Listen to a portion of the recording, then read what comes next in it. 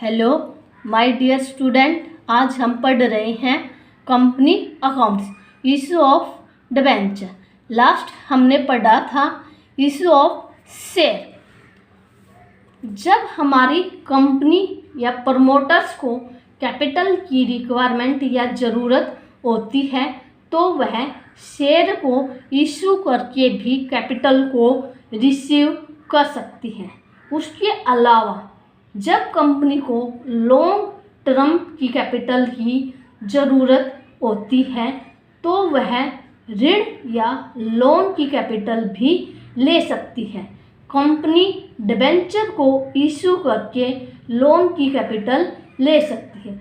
Debenture हमारा एक certificate format में एक फॉर्म होता है जो हमारा रिटर्न में एविडेंस होता है, जिस पर कंपनी की कॉमन सील या स्टैंप लगी हुई होती है। जो डिबेंचर पर हमारे इशू और रिडक्शन से रिलेटेड सभी रूल्स एंड रेगुलेशन लिख दिए जाते हैं, जो हमारी कैपिटल और उसके ऊपर रेट ऑफ इंटरेस्ट बता दिया जाता है कि हमारी जो रेट ऑफ इंटरेस्ट हो वो फिक्स रहता है, वो पहले ही बता दिया जाता है कि हमारा डिबेंचर जो इशू हुआ है वो एट पार पे हुआ है, प्रीमियम पे हुआ है या डिस्काउंट पे हुआ है। जब इनकी रीपेमेंट होगी या रिडक्शन होगा वो प्रीमियम पे होगा या एट पार पे होगा। डिबेंचर से रिलेटेड सभी रूल्स रेगुलेशन लिख दिए जाते हैं, जिस पर कंपनी की कैपिटल, डिबेंचर की कैपिटल और उसकी रेट ऑफ इंटरेस्ट लिखा हुआ होता है। अब आता है student features of debenture. First features है वही हमारा डिबेंचर एक सर्टिफिकेट फॉर्मेट में एक फॉर्म होता है जो हमारा रिटर्न में एविडेंस होता है, जिस पर कंपनी की कॉमन सील या स्टैंप लगी हुई होती है, जिस पर डिबेंचर की कैपिटल और उसके इशू और रिडक्शन या रीपेमेंट से रिलेटेड सभी रूल्स एंड रेगुलेशन लिखे होते हैं, जो एक एग्रीमेंट होता है। डिबेंचर पहले से ही बता दिए जाते हैं कि वो कंपनी की एसेट्स के ऊपर मॉर्गेज होते हैं। अगर कंपनी उस लोन की रीपेमेंट नहीं दे पाती है तो वो डिबेंचर होल्डर उस एसेट्स को सेल या बेचकर अपनी लोन की पेमेंट ले सकता है, रिकवरी कर सकता है। अब आता है स्टूडेंट हमारा बॉन्ड। बॉन्ड हमारा डिबेंचर से मिलता जुलता ही होता है, इसमें ज़्यादा चेंज नहीं होता। डिबेंचर हमारा जिस पर फिक्स रेट से इंटरेस्ट दिया जाता है। बॉन्ड हमारा वो होता है जिसमें हमारा बॉन्ड गवर्नमेंट, सेमी गवर्नमेंट, कोई भी ऑर्गेनाइजेशन इशू कर सकती है। इसमें और इसमें यही डिफरेंस होता है, इसमें फिक्स रेट से इंटरेस्ट दिया जाता है, इसमें हमारी रेट फिक्स नहीं होती। ये इशू और रीपेमेंट या रिडक्शन के बीच में जो डिफरेंस होता है वो डिफरेंस ही हमारा इंटरेस्ट माना जाता है। जो फिर ये इंटरेस्ट आता है रीपेमेंट की जो हमारा ईयर है उसमें क्या कर दिया जाता है, बांट दिया जाता है। फॉर एग्जाम्पल मान लो हमने 1 लाख के बॉन्ड लिए थे। आफ्टर 5 ईयर्स में हम उन्हें 1,50,000 की पेमेंट दे रहे हैं, तो इसमें हमें रेट नहीं दी जाती। ये हम सिर्फ ये बताते हैं इशू हुआ था वो 1 लाख था और रिडीम हुआ, रीपेमेंट हुई वो 1,50,000 की थी। तो ये जो 50,000 है ये हमारा होता है इंटरेस्ट, जो इशू और रिडक्शन का डिफरेंस होता है। वही हमारा इंटरेस्ट माना जाता है। फिर इस इंटरेस्ट को हम ड्यूरिंग द ईयर, जितने ईयर हमने बॉन्ड को रखा है उससे डिवाइड कर देते हैं और फिर उतने ही पर ईयर हम प्रॉफिट एंड लॉस से इंटरेस्ट को चार्ज करते रहते हैं कि 10,000 हम हमेशा प्रॉफिट एंड लॉस से चार्ज करेंगे। वो होता है हमारा बॉन्ड। अब स्टूडेंट हम पढ़ते हैं types of debenture. Types of debenture में फर्स्ट आता है स्टूडेंट सिक्योर्ड या मॉर्गेज डिवेंचर। मॉर्गेज या सिक्योर्ड डिवेंचर वो डिवेंचर होते हैं जो कंपनी की रीपेमेंट या रिडक्शन के लिए हमारी कंपनी की एसेट्स मॉर्गेज होती हैं, उसे बोलते हैं हम मॉर्गेज या सिक्योर्ड डिवेंचर्स। अगर हम उस डिवेंचर्स का रिडक्शन नहीं कर पाते तो वो डिवेंचर होल्डर उस एसेट्स को बेचकर अपने लोन के पैसे को वापस ले सकता है, रिकवर कर सकता है। ये जो सिक्योर्ड या मॉर्गेज 2 टाइप्स होते हैं, फिक्स चार्ज और floating charge. Fix charge means कि वो एसेट्स परचेज और सेल्स नहीं कर सकते। फ्लोटिंग चार्ज कि हम उस एसेट्स को परचेज और सेल्स कर सकते हैं। फिर आता है हमारा स्टूडेंट अनसिक्योर्ड डिवेंचर।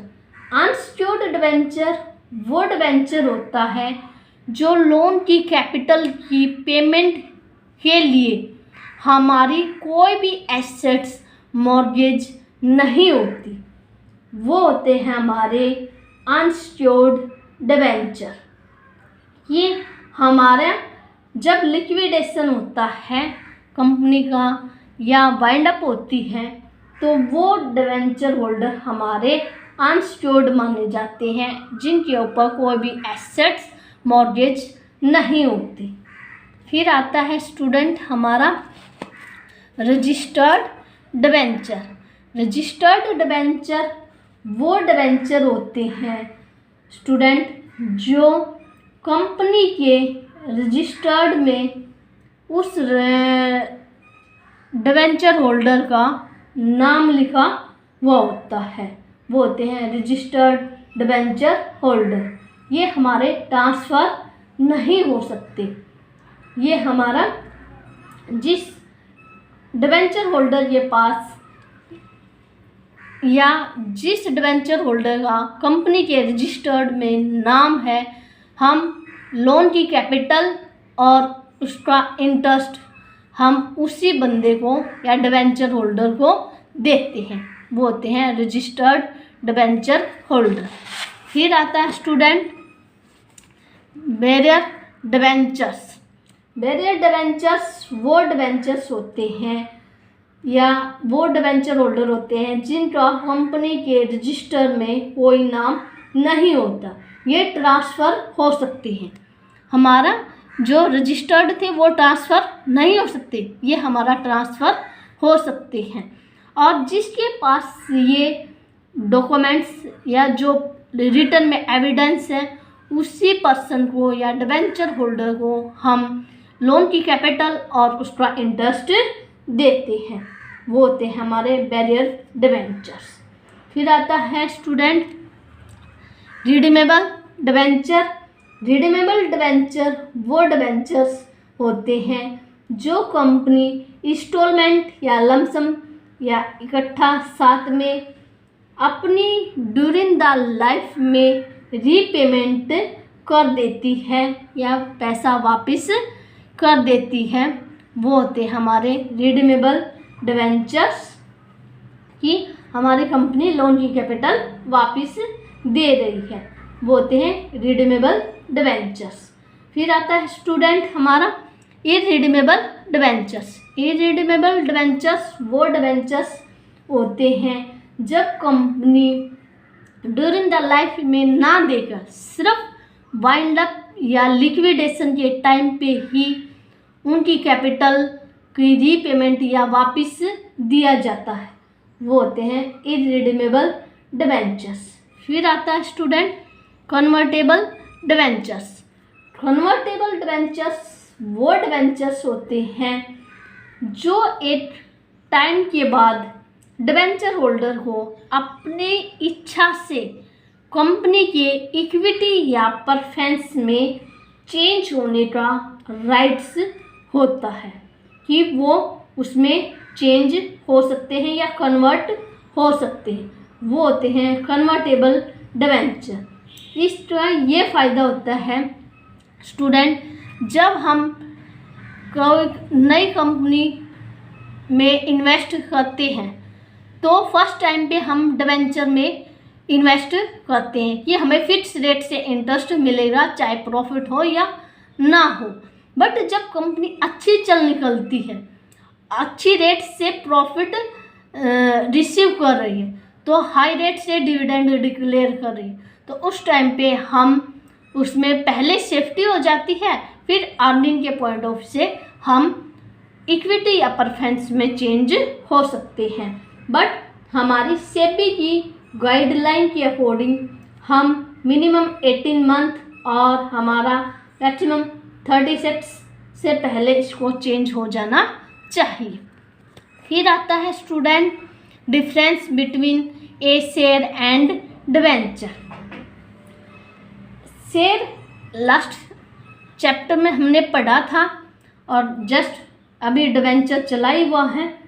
शेयर हमारा ओनर की कैपिटल होती है और डिबेंचर हमारा लोन की कैपिटल होती है, जिसे हम क्रेडिटर्स मानते हैं। शेयर्स पे हम डिविडेंड देते हैं और डिबेंचर पे हम फिक्स रेट से इंटरेस्ट दिया जाता है।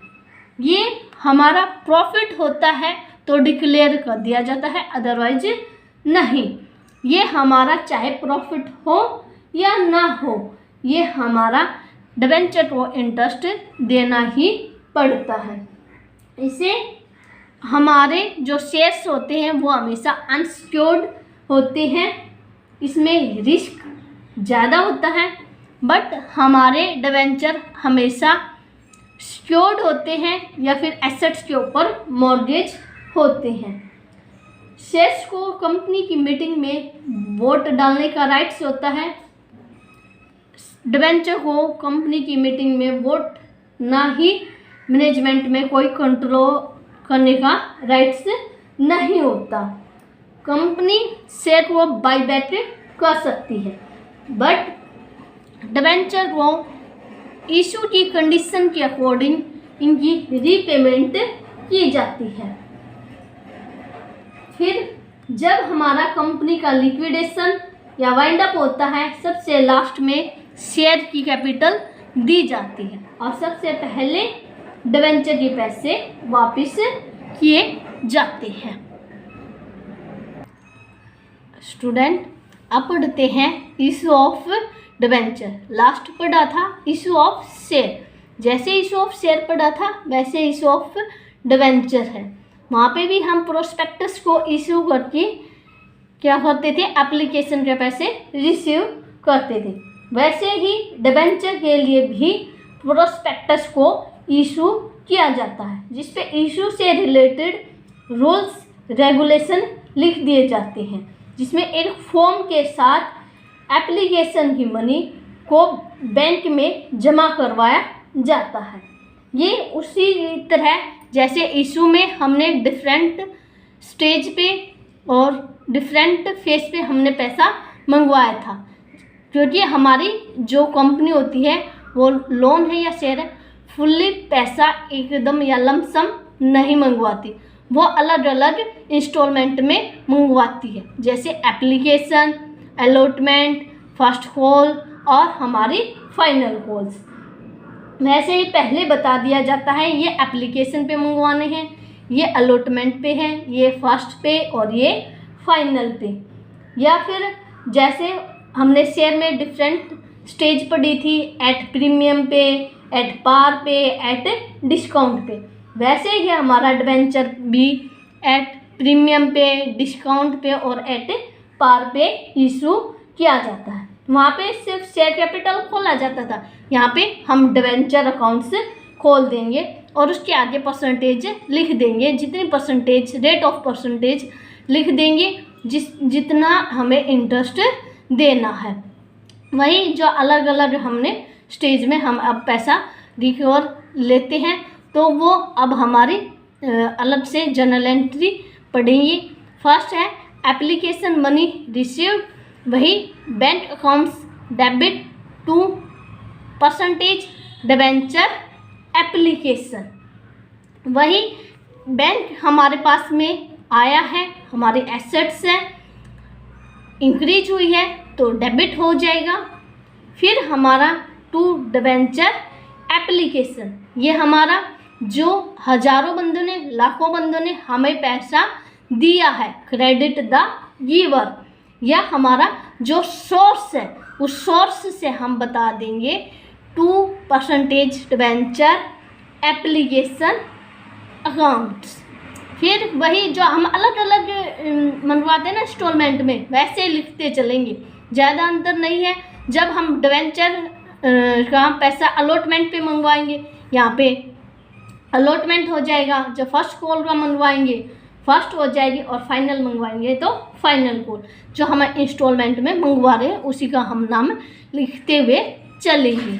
फिर आता है जो इसका पैसा है डिबेंचर का, जो अब बैंक में था, वो उसके खुद के अकाउंट्स में ट्रांसफ़र किया जाता है, एप्लीकेशन मनी ट्रांसफ़र की जाती है।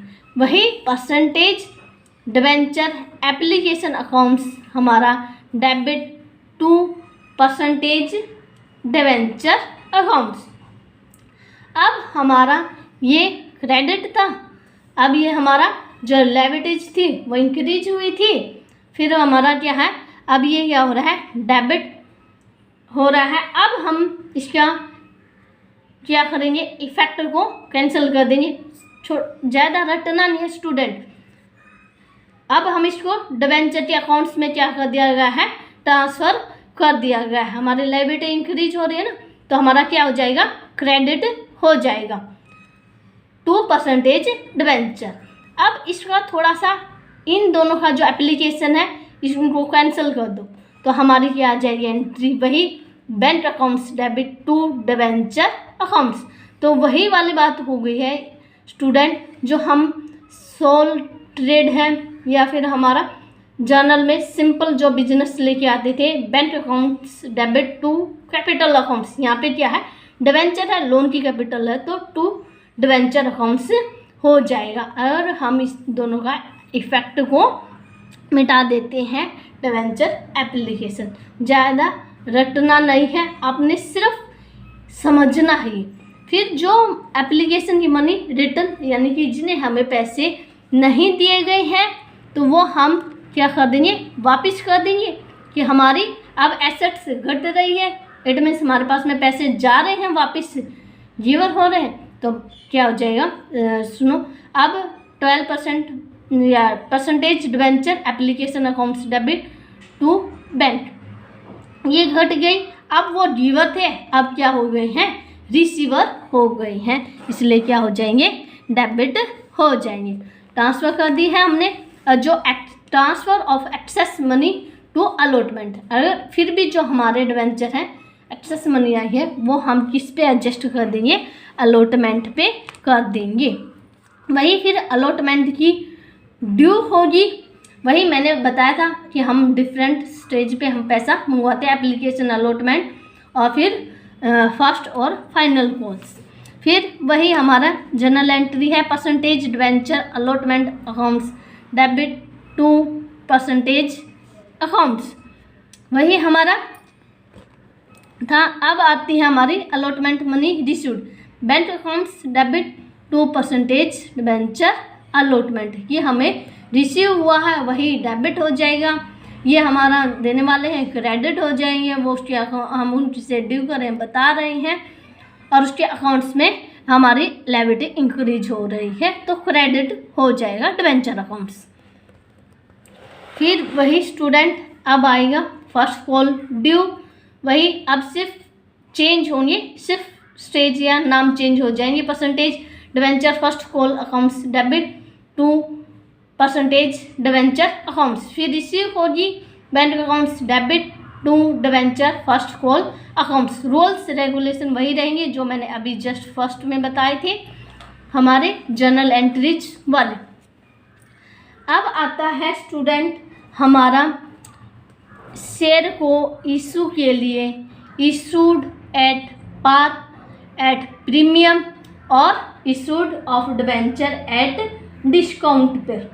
जब हम डिवेंचर को इशू एट पार पे करते हैं, जब जितने हमारे डिवेंचर की फेस वैल्यू होती है उतने में ही हम डिवेंचर को इशू करते हैं, तो वो होता है एट पार पे। फॉर एग्जाम्पल जैसे 100 का डिवेंचर 100 में ही इशू हो रहा है, वो होता है एट पार पे। जितनी उसकी फेस वैल्यू है, जितने हमारी फेस वैल्यू है उतने में ही हम उसको इशू कर रहे हैं, वो होता है एट पार पे। फिर आता है हमारा इशूड एट प्रीमियम पे, issued of debenture at premium पे। जब हमारे डिवेंचर को उसकी फेस वैल्यू पे इशू ना करके उससे ज़्यादा पे किया जाता है, तो वो होता हमारा इशूड एट प्रीमियम पे। क्या होता है? प्रीमियम पे। तो जब ये उसी कंडीशन में पॉसिबल है जब हमारी कंपनी रेपुटेटेड है और इन्वेस्टर हमारी कंपनी में इन्वेस्ट करने के लिए इंटरेस्टेड होते हैं। वही फॉर एग्जांपल था। अब 100 का शेयर 100 में इशू ना करके 120 में इशू किया जाता है, तो वो होता है हमारा इशूड एट प्रीमियम। इसमें वही 100 रुपीज़ तो है फेस वैल्यू और 20 रुपीज़ है हमारा प्रीमियम। फिर वही जब हमारा वही अब एप्लीकेशन के साथ आता है हमारा प्रीमियम, तो application money received include premium. वही है हमारी bank accounts debit to debenture application accounts. वही हमारे एसेट्स इंक्रीज हो रही है, बैंक हमारे पास में आ रहा है, कैश आ रहा है, डेबिट हो जाएगा। डेबिट द रिसीवर 2% वो गिवर हैं, क्रेडिट द गिवर वाला रूल्स हमारे लग जाएगा। फिर एप्लीकेशन मनी किस में करेंगे? डिवेंचर अकाउंट्स में। वहाँ पे शेयर में करते थे, अब यहाँ पे कर देंगे। फिर वही debenture application accounts to debenture accounts कि हमारी लायबिलिटी इंक्रीज हो रही, वही रूल्स रहने स्टूडेंट। हम हमेशा सिक्योरिटी प्रीमियम रिजर्व को हम क्या कहते हैं? क्रेडिट। इससे हमें क्या हो रहा है? इनकम हो रही है, प्रॉफिट हो रहा है, ये हमेशा क्या होता है? क्रेडिट होता है। फिर आता है स्टूडेंट हमारा जब अलॉटमेंट के साथ इंक्लूड होता है प्रीमियम, उसको हम ड्यू करते हैं। तो वही 12% या हमारा परसेंटेज डिवेंचर अलॉटमेंट अकाउंट्स हम उनसे बता रहे हैं। Debit to debenture percentage debenture और सिक्योरिटी प्रीमियम रिजर्व मंगवाया जाता है कि हम इतना तो सिक्योरिटी प्रीमियम मंगवा रहे हैं, इतना हमारा डिवेंचर की कैपिटल लोन की कैपिटल है, वो सब हम अलॉटमेंट पे मंगवा रहे हैं। फिर वो हमारे रिसीव होती है वही bank accounts debit to percentage debenture allotment accounts. फिर आता हमारा issue of debenture at discount पे।